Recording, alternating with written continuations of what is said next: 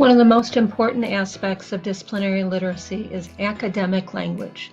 Academic language are the words, phrases, way of talking, and way of writing that occurs in that discipline. Academic language is important because it's essential for creating equity for all of our students. This means that every student can fully grasp and participate within that discipline. Formally, academic language is defined as language that represents the language of the discipline, school, community, or culture that people must learn and use in order to participate and engage in meaningful ways. In other words, academic language is a language of your discipline or a subject or an area of study or a culture, anywhere where specific language is used. Academic language tends to come naturally when you're immersed in a discipline or a culture. So for example, as an educator, I might use terms like best practice or standards or disciplines. Often when I do this with my husband, who's outside of my discipline or culture, I can tell by the look on his face he has no idea what I'm talking about. My husband is a kitchen designer, and I might hear him say on the phone to a customer, "Your new RTA kitchen will have raised panel doors and dovetail drawers." Very often I have no idea what he's talking about. So in school, if you're in a biology class, you'll have different academic language than someone in a social studies class or a culinary class or a math class. The terminology changes across content. This is why academic language is going to be picked up through disciplinary literacy. Disciplinary literacy is about authenticity. In authenticity, students will naturally pick up language. Creating authenticity, though, takes a lot of planning. A teacher needs to know exactly how language works so they can effectively get ready to teach their students. So in order to plan, a teacher will need to know two things: the language demands and the language function.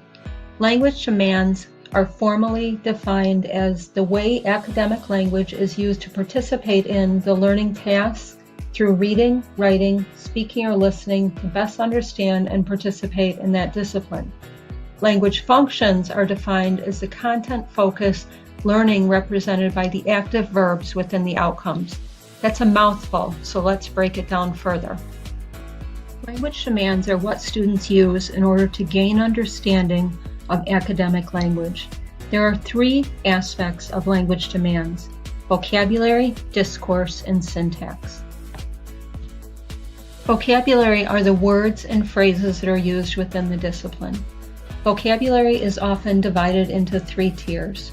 Tier 1 are the basic terms that don't have multiple meanings. So for example, door or book or happy. These are easily accessed once the language is known. Tier 2 words are words that are used across disciplines.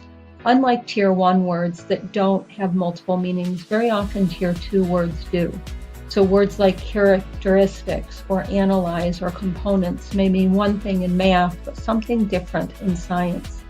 Tier 3 words are specific to that discipline. So for example, metaphor or electron or square root. Each of those things are taught explicitly through both experience and word learning within a lesson. Discourse is the way the members of the discipline talk, write, or participate in knowledge. Discourse is very often learned within context. Discourse is a very important part of disciplinary literacy. Discourse often comes through specific activities that a teacher plans. The more a student talks and reads and writes within the discipline, the more discourse will come naturally. Syntax is a set of conventions used in that discipline. For example, math has specific symbols and representations, a plus sign or parentheses. Science often sets up information graphs. Social studies might use charts and also graphs, but for different reasons than in science. Beyond language demands, teachers must also understand language function. If language demands are what students use, vocabulary, discourse, and syntax, in order to gain academic language, language function are what students must do in order to gain academic language. Function will come through in the objectives that the teachers write for their lesson. The verbs of the outcomes become very important here. What exactly will the students do to gain the knowledge of the discipline? How will students apply this knowledge in order to gain academic language? Consider your verbs carefully. Your objective should always be aligned to a standard or performance expectation. Analyze, collaborate, compare, create, evaluate, synthesize. The depth of knowledge and cognitive rigor should be considered here. Once you've created the learning objective, you'll need to decide what activities your students will need to do in order to meet that learning objective. As you are doing that, consider what learning supports will need to be in place for your students to learn the academic language of that activity. There may seem to be a lot of things at play in terms of gaining academic language.